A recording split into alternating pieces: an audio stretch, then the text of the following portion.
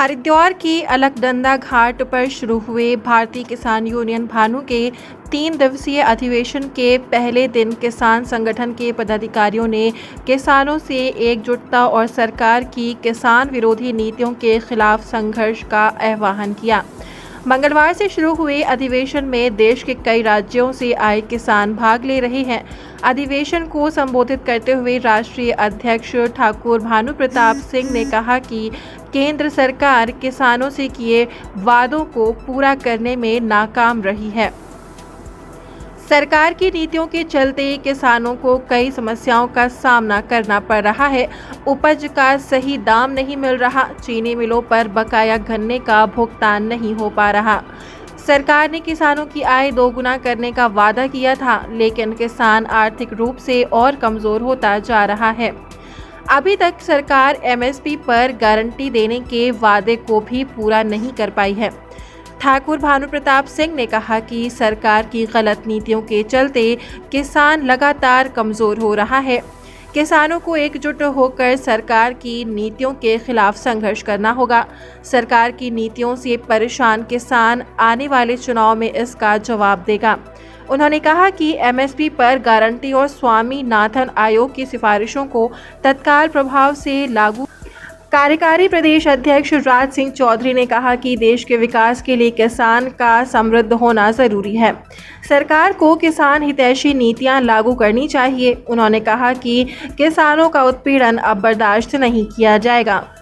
13, कल 14 और 15 और इसमें सारे हमारे भारत के राष्ट्रीय पदाधिकारी हैं, प्रदेशों के पदाधिकारी आएंगे और हैं, और इसमें तय होगा कि हमने कांग्रेस ने 11, 12, 13 में हम गए तो स्वामीनाथन आयोग लागू नहीं किया।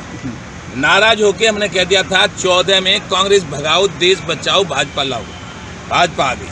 हमारे रमेश बाबा ने कहा कि 14, 15, 16, 17, 18 में अभी इनको कम समय मिला है, 19 में फिर दे दो समर्थन, 19 में फिर बन गई।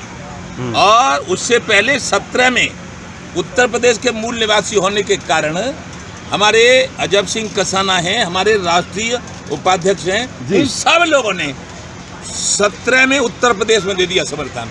फिर 22 आई उत्तर प्रदेश में, तो उत्तर प्रदेश, उत्तराखंड, पंजाब, मणिपुर, गोवा, हमने ये कहा कि कांग्रेस की सरकार नहीं बननी देगी, नहीं बनी।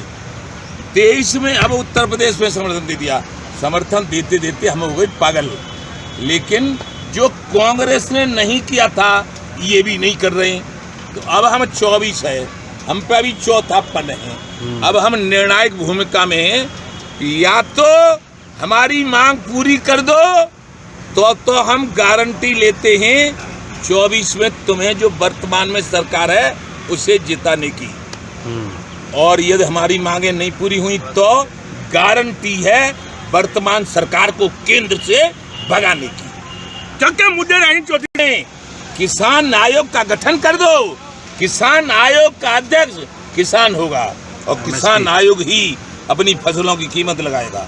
और यदि किसान दुर्घटना में मरे तो 1 करोड़ रुपया मुआवजा, और आंतरिक सुरक्षा में लगी रहती है पुलिस, जैसे कानपुर में मरे थे 8, उस तरह का शहीद हो जाए तो 2 करोड़ मुआवजा।